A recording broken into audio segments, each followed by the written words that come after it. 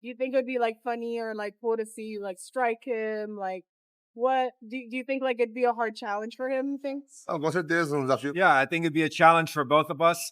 I do really well boxing sparring. I have one pro boxing fight. So I think when you do things that you enjoy doing, that you do them well. So that's how I kind of feel about boxing for myself. UFC Light Heavyweight Champion Alex Pereira has just sent a massive message about a potential boxing match with Jake Paul. And trust me, you're not going to want to miss what Podan had to say. The Brazilian knockout artist just dropped some honest truth bombs about facing the problem child in the squared circle, and it's got the entire MMA and boxing community buzzing. Let's go, vamos fazer. Let's go, my brother. O Dana te deixa? Yes. We'll talk to him. We'll talk to him. Jen. Hey. Falou, quanto mais alta eles são, mais maior que. Pereira didn't hold back when he said, and I quote, "It would be a challenge for both of us." But that's just the tip of the iceberg. Stick around because we're breaking down everything Pereira said, Jake Paul's response, and what this means for the future of combat sports crossovers.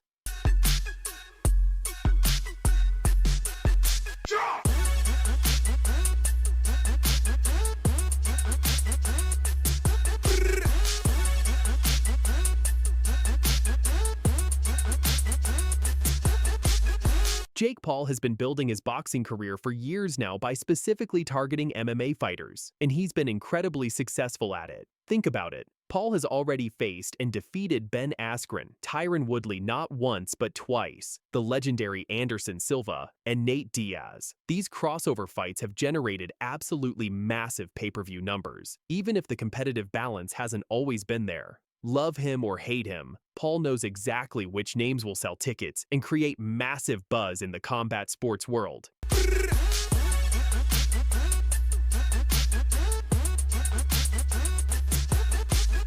And recently, Paul set his sights on none other than Alex Pereira. After his win over Julio Cesar Chavez Jr., the 28-year-old YouTuber turned boxer shocked everyone by calling out the UFC Light Heavyweight Champion. At the time, it seemed like a wild call-out, but then Paul dropped an even bigger bombshell. According to Jake Paul himself, talks actually went down between the two teams. Paul claimed that Pereira was down for the fight, but that the Brazilian's UFC contract was the major stumbling block preventing the matchup from happening. And now, ahead of Paul's massive fight against Anthony Joshua, Pereira has finally broken his silence on the potential showdown. Alex Pereira, you said you want to box. I'm the king of this. I'm the king of this. Come over. We can make it happen. I want you, Alex Pereira. You want the UFC Light Heavyweight Champion, Alex Pereira? Indeed. I just beat a BKFC champion. I beat multiple UFC champions, and he said he wants to box. So Alex Pereira, after Mike Tyson, let's make it happen. Is the Mike Tyson? Now here's where things get really interesting, because Pereira didn't just dismiss Jake Paul like many MMA purists would expect. In a recent interview with TMZ Sports, the champion gave a surprisingly measured and respectful response about the potential boxing match. When asked if he would ever step in and fight Jake Paul, Pereira was clear about the contractual situation first. He said, quote, "Definitely not. I have a contract with the UFC, and he knows it. He knows I can't go and fight. So I think he's talking a lot more to promote himself than anything else. He knows it's not possible." Definitely not. I have a contract with the UFC and he knows it. He knows I can't go and fight. So I think he's talking a lot more to promote himself than anything else. He knows it's not possible. But here's the bombshell part that got everyone talking. When pressed further about whether it would be too easy for him or just something fun, Pereira gave Jake Paul genuine respect. He said, "No, I think it'd be a good fight. I mean, he's been having some good fights. He's training. He's fighting tough athletes, so it'd be a good fight." I think that it'd be a good fight. I mean, he's been having some good fights. He's training. He's fighting tough athletes. So And then came the quote that's been circulating everywhere on social media. Pereira stated confidently, "Yeah, I think it'd be a challenge for both of us. I do really well in boxing sparring. I have one pro boxing fight. So I think when you do things that you enjoy doing, that you do them well. So that's how I kind of feel about boxing for myself." Com certeza, um desafio. yeah, I think it'd be a challenge for both of us. I do really well boxing sparring. I have one pro boxing fight. So I think when you do things that you enjoy doing, that you do them well. So that's how I kind of feel about boxing for myself. Let's talk about why Pereira has every right to be confident about his boxing skills. Because unlike many MMA fighters who've crossed over, Poatan actually has legitimate striking credentials. First off, Pereira competed in a professional boxing match back in 2020 against Thomas Fernandez, and he won that bout by first-round knockout. So he's not just talking, he's actually been in a professional boxing ring and got the job done impressively.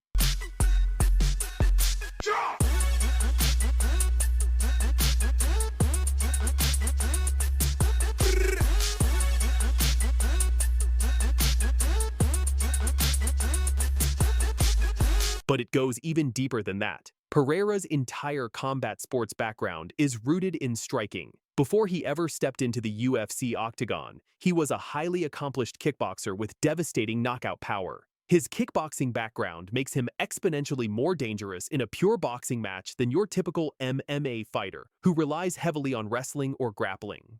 Now, as exciting as this potential matchup sounds, we have to address the massive elephant in the room, and that's Pereira's UFC contract. As the champion himself pointed out, this fight isn't happening anytime soon unless the UFC gives their blessing, which seems highly unlikely.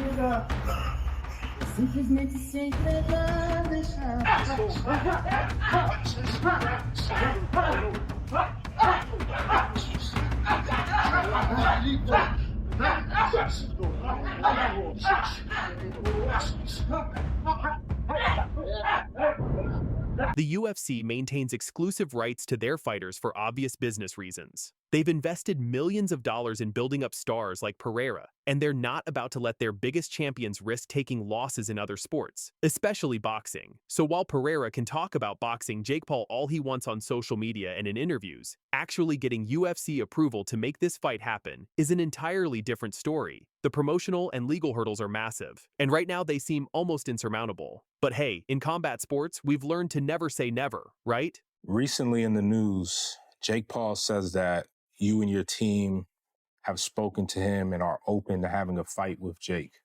Do you have actual interest in that fight? A gente falou, né, no dia que ele lutou, a gente até fez uma ligação, ele tinha uns contatos, né, mas acho que agora ele também tá falando de novo, mas ele sabe que não dá, né, então acho que com essa certeza que ele sabe que não tem como acontecer essa luta, ele vai falar pra, sei lá, fazer um barulho, pra dar visualizações, acho que coisas do tipo assim. So what does the future hold for both Alex Pereira and Jake Paul? Well, both men have some massive challenges directly in front of them before any potential showdown could ever become reality. For Jake Paul, he's got much bigger immediate concerns than Pereira. On December 19th in Miami, Florida, Paul faced the most dangerous opponent of his entire boxing career, former unified heavyweight world champion Anthony Joshua. This is a massive step up in competition for Paul, and many analysts believe Joshua will be the one to finally expose Paul as a legitimate boxer or end his winning streak dramatically. He should be careful about ducking down.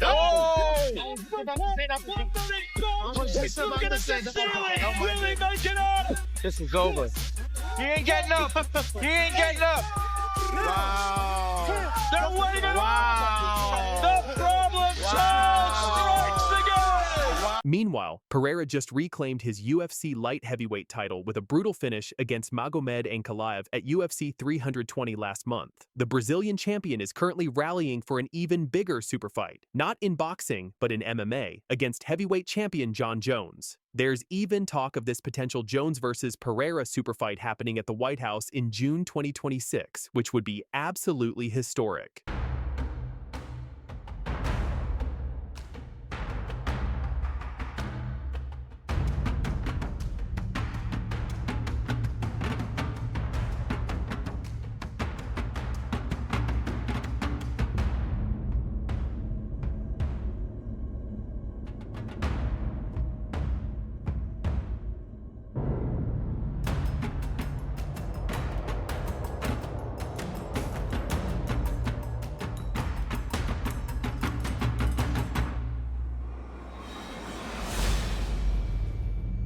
The combat sports community has been absolutely buzzing since Pereira's comments went public. Social media has been flooded with fans debating who would win in a pure boxing match between these two strikers.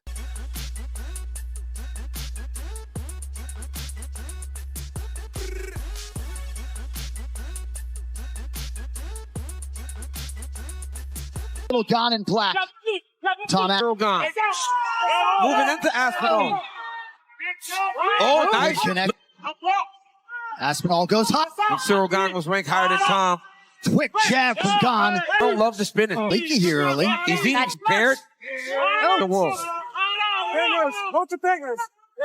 Look like an eye poke there is Gone. Head down.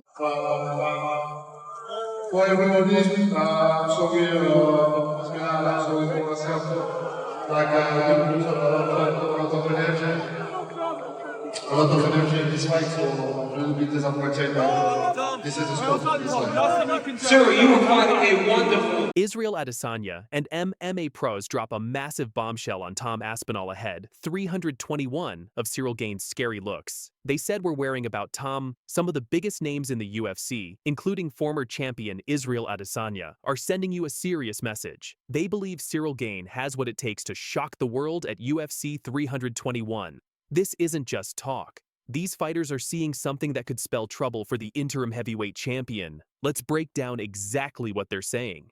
Anthony? No, I'm just disappointed. I'm disappointed. I talked all day yesterday. Like, I just want to see Tom have to overcome some adversity. I want to see what he does when when his first plan of action doesn't work. What's he checked down to? Is he gonna wrestle? Can he compete with Cyril Gane on his feet for 25 minutes? And I don't get any of those answers, and just like everybody at home, I'm disappointed. Being poked in the eye is illegal, Brendan, but to fight with one eye is very common. The opponent's trying to hit your eye, he's trying to bust up and make your nose bleed. So that part of it does have question for guys like Anthony and I. We're trying to be polite, we're trying to show grace, but in all fairness, if you're the heavyweight champion of the world, you got to fight with one eye at times. October 25th, 2025, Etihad Arena, Abu Dhabi. 13,220 fans packed in. Tom Aspinall versus Cyril Gane for the undisputed UFC Heavyweight Championship. This was Tom's moment, his first defense as the full champion after Jon Jones retired. I'm seeing it all online. Tom quit, Tom quit, Tom quit. It got dicey out there for him and he quit. That's what the people are saying. Complete hogwash, complete nonsense. If you just watch it, you will see that those were two nasty, deep eye pokes. You could say that he lost that first round. I think he lost that first round. I think we all agree that he lost that first round. Absolutely. Yeah, you could. I mean, that is fair game. But to suggest that he quit, that he wanted a way out, that he looked for a way out because the going got tough is just something that I'm not going to subscribe to. You know Jon Jones is going to weigh in. This is the guy. This is the guy. For the record, Jon Jones was offered for the millionth time $30 million to fight this man, and he didn't. You can't claim after the fact, this is the guy, but you know he's going to spike the football. And there's a cruel irony involved in the fact that Tom doesn't fight Jon Jones, but still gets eye poked. But this is tough for him. This is the first time in his career where he's not going to be beloved by people because people are going to accuse him of being a quitter because they're going to say that the going got tough and he asked for a way out. I think that's absolute hogwash. He got poked in both eyes. The fight starts, and honestly, it was fire. Both guys came to throw down. Gane was landing that jab, making Tom's nose bleed. Tom was pressing forward with power. Gane stuffed Tom's takedown attempt like it was nothing. We were watching a legitimate competitive fight between the two best heavyweights in the world. And then, disaster. 4 minutes and 35 seconds into round one, Cyril Gane's fingers go straight into Tom Aspinall's eyes. And I'm not talking about a little poke. This was knuckle deep into both eyeballs. A double eye poke that left Tom unable to see. Little Gone in black. Tom Gane. Moving into Aspinall. Oh, nice. Connect. Aspinall goes hot. And Cyril Gane was ranked higher than Tom. Quick jab from Gone. I don't love the spinning. Leaky here early. He's eating prepared. The wolf. Look like an eye poke there is Gone. Head down. The fight gets called off. No contest. Tom's still the champion technically, but nobody's happy. The crowd boos. Tom's devastated. Gane's emotional and apologizing. Dana White calls it a total pain in the ass. And that's when the MMA world absolutely exploded with reactions. Total pain in the ass, but yes. Now, you knew Jon Jones wasn't going to stay quiet about this. The man who's been accused of ducking Tom Aspinall for over a year, the guy who retired specifically to avoid this fight, oh, he had jokes. Jones immediately changed his Instagram profile picture to a duck wearing an eye patch. Let that sink in. For months, his profile pic was just a duck, a reference to people calling him a duck for avoiding Aspinall. Now it's a duck with an eye patch, mocking Tom for the eye poke stoppage.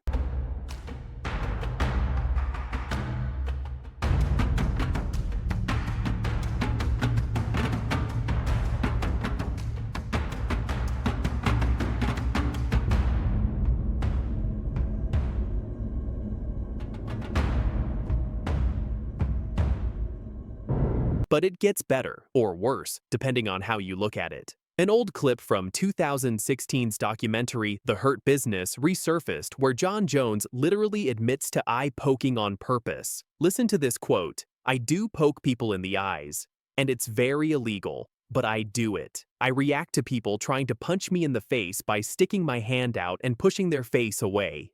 A lot of times they end up missing the punch, and sometimes it lands in people's eyes. I'm kind of known for it. And it's working." I do poke people in the eyes, and it's very illegal, but I do it. It's like if someone's coming at me, I'll just put my hand on their forehead, and a lot of times they end up missing the punch that was intended for my face, and sometimes it lands in people's eyes, and people hate that. They're like, "Johnny, you're a very talented fighter. You don't need to use an illegal tactic to be successful." I try to tell people it's not intentional, but now I'm kind of known for it, and it's working. So the man known for illegal eye pokes throughout his career is now trolling someone who got eye poked. You can't make this stuff up. And Jones didn't stop there. He completely ignored Tom and called out Alex Pereira instead, tweeting, "Alex, I'd be down to bring the highest skill level to the White House. I appreciate the respect you showed. Let's dance." The disrespect is real. Speaking of Alex Pereira, Poatan might be the biggest winner of UFC 321, and he wasn't even fighting.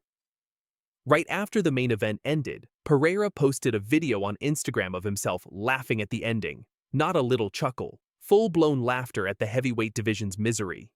His caption, "Let's make the heavyweight division great again."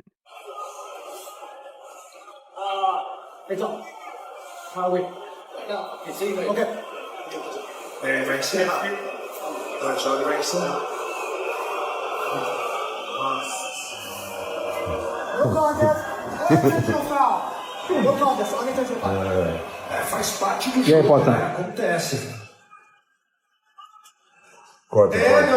And honestly, he's got a point. The heavyweight division has been a mess all year. Jon Jones retired, then unretired. Tom Aspinall was the longest reigning interim champion in UFC history, and now the first undisputed title defense ends in a no contest from an eye poke. Pereira, who just reclaimed his light heavyweight title by knocking out Magomed Ankalaev, has been vocal about wanting to move up to heavyweight for a third division championship. He wants Jon Jones. He might want Tom Aspinall. At this point, he's probably thinking he could just walk into the heavyweight division and fix all their problems. Essa é a melhor aposta? Não, queria super luta. No, I want a super fight. Oh, super fight at heavyweight. I can think of one. Wow, name Derek that would, Lewis.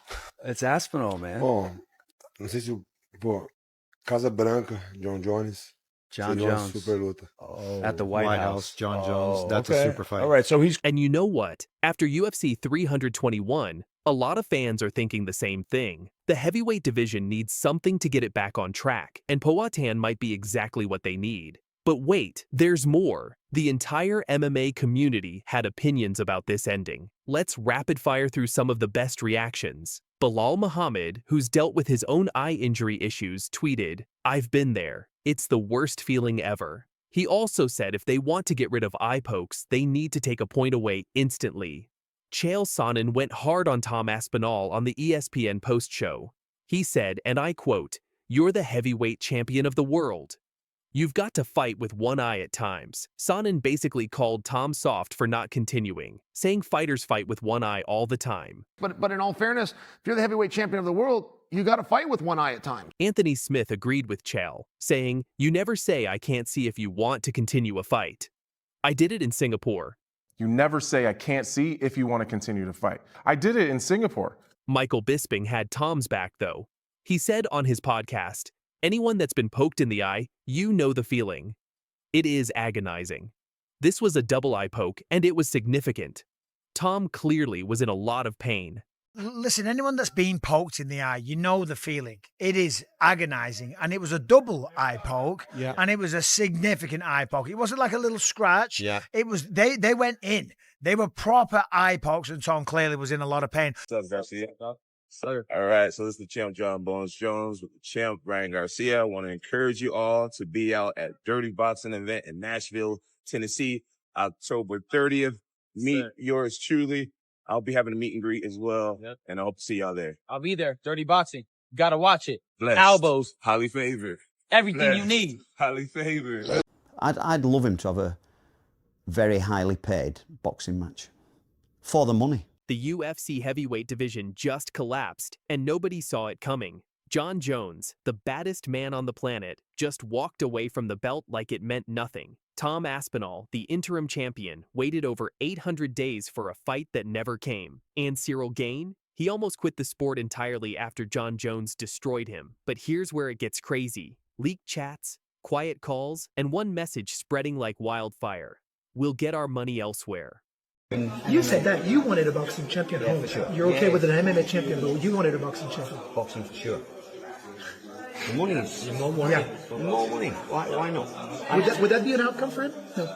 There's 3 more fights on the contract now. Okay. So and I don't want to sign a new contract. Okay. Personally. So disappointed, of course, but the biggest feeling is really angry about myself.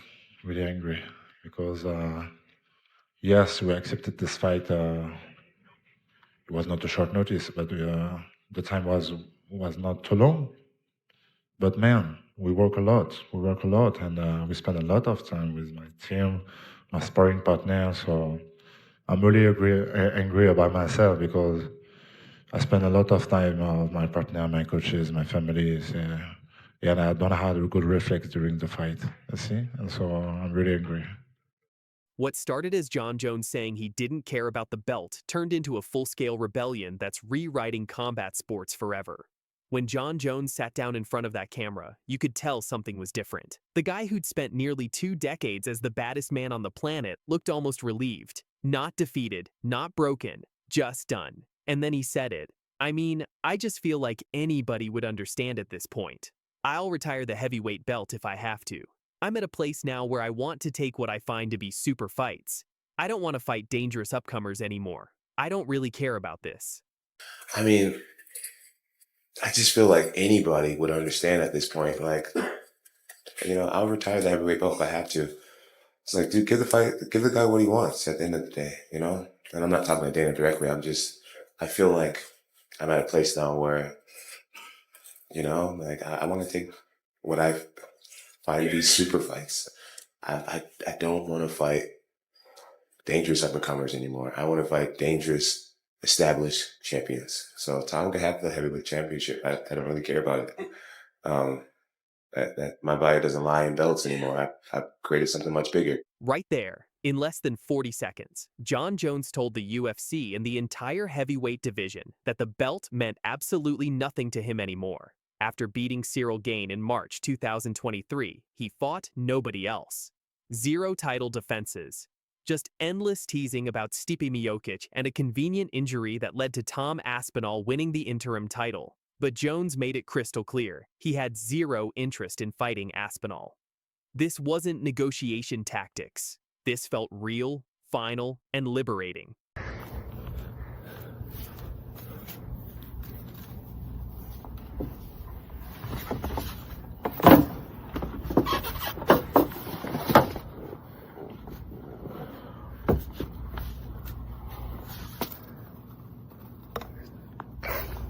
Cyril Gane going up against Jon Jones. So that is the fight going down March 4th for the undisputed heavyweight championship of the world.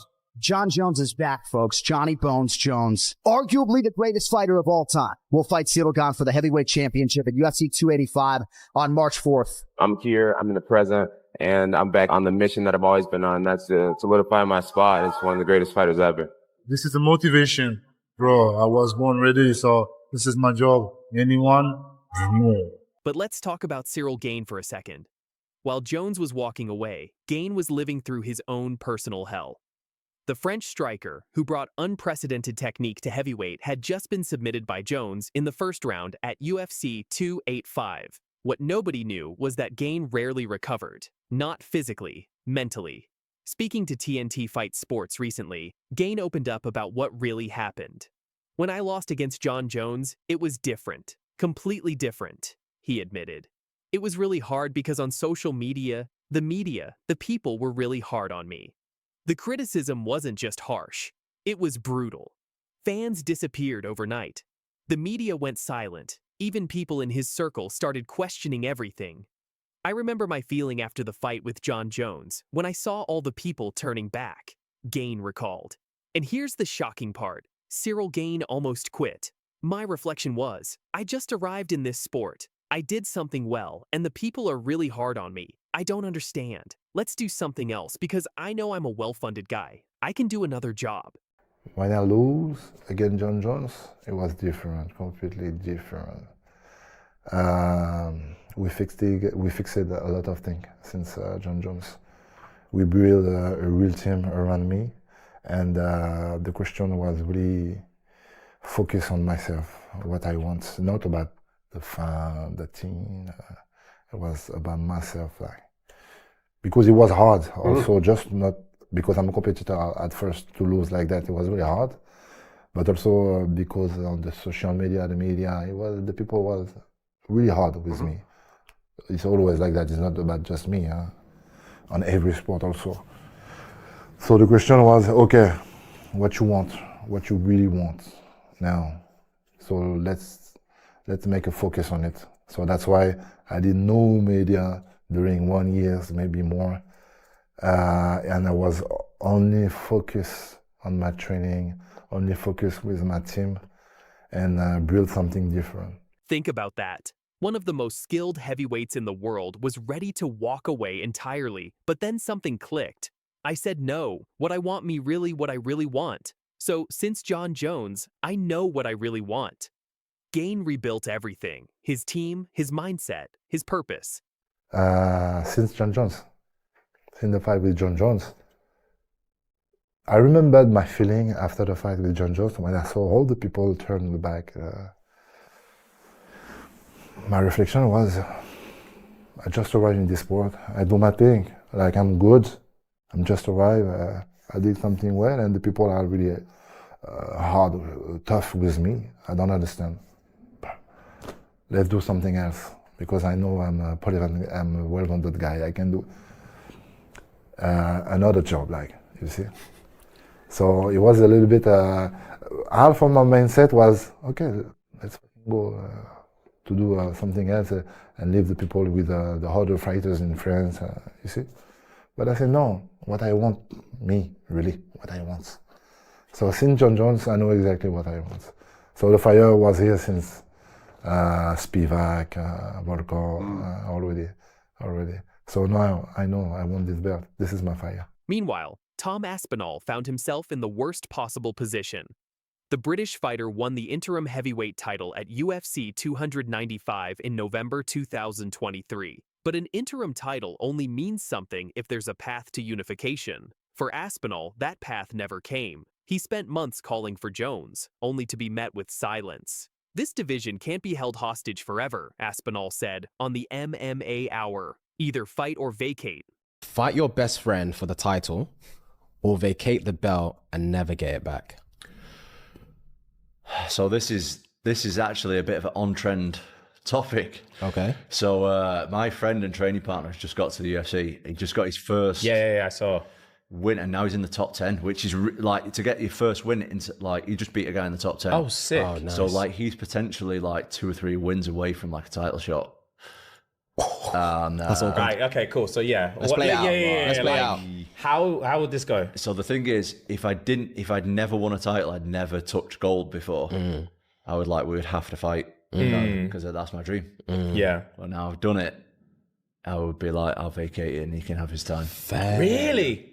So if it comes to it, you're just not fighting him? I wouldn't fight him. No chance. Fair. No chance. No. Props. That's my really? Yeah, that's... But while this drama unfolded, every heavyweight was watching what Francis Ngannou accomplished after leaving the UFC in 2023. Dana White called it the worst business decision ever. By early 2024, Ngannou had signed with PFL and boxed Tyson Fury in a fight that reportedly earned him more than all his UFC bouts combined. One boxing match versus years of fighting for the UFC. That's when the entire division started paying attention, and then came the leak that changed everything. A message from a group chat involving multiple heavyweight fighters surfaced online. "We'll get our money elsewhere." At first, fans thought it was fake. But then Jairzinho Rozenstruik and Marcin Tybura posted cryptic Instagram messages about loyalty not paying bills. Aspinall liked one of the posts. Curtis Blades hinted on Twitter that fighters are finally talking. Screenshots began circulating of a private chat titled The Real Heavyweight Division. Messages read, "Jones made his move. We can't all stay quiet. We'll get our money elsewhere." Another said, "Imagine if all of us sit out for 6 months. What card did they get left?" If I win or if Aspinall wins, I don't think John's going to fight anyone outside of Stipe. After Stipe, he walks away into the sunset. I think he likes to toss out different scenarios and like what if I fought Alex Pereira? What if I fought Aspinall? What if I fought Blake? He wants people to talk about him. Do you feel like you're fighting for the real heavyweight championship on July 27th? That's how I'm viewing it. That's how I'm approaching it. And honestly, the majority of like casual fans, they don't know the difference. Yep, me again. And just working. Fuck the noise still and still. What about this weekend? I like Gans, but I love my boy Ty. And I feel like he's on a roll right now. Momentum's very, very powerful with him. And the co-main event, my show run, Rob will win.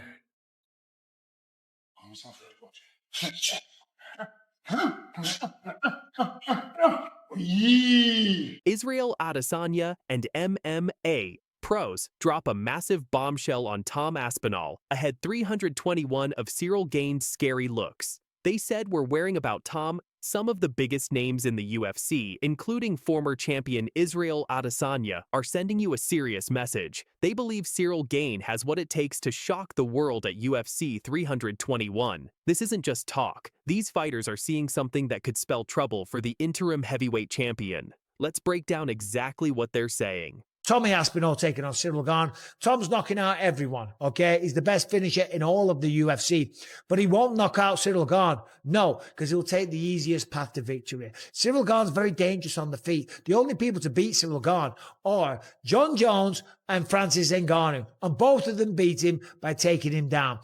Tom knows this. He's going to do that. He's got a good double leg. He's got good wrestling. He's going to get the takedown. He's going to get the finish. And he's going to get his first undisputed title defense. Tom Aspinall gets the job done. Tom Aspinall defended his heavyweight title against the dangerous Cyril Gane at UFC 321. But here's where it gets interesting. While most people are picking Aspinall, several elite UFC fighters are going against the grain and warning that Gane might just pull off the upset. Let's get into it.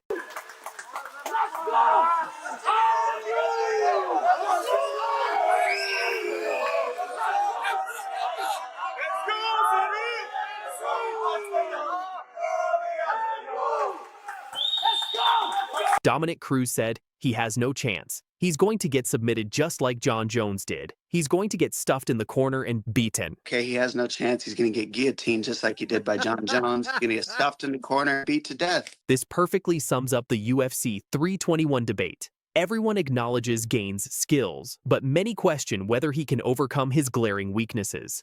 Dustin Poirier's hesitation on Aspinall, former interim lightweight champion Dustin Poirier, raised an interesting point that many fans overlook. He said, Tom Aspinall is good, but everybody is so high on him. What's his longest fight in the UFC? I've never seen him in the third round. I've never seen him have to fight himself back into a fight. I want to see him in a real fight, bleeding on the stool, having to dig deep.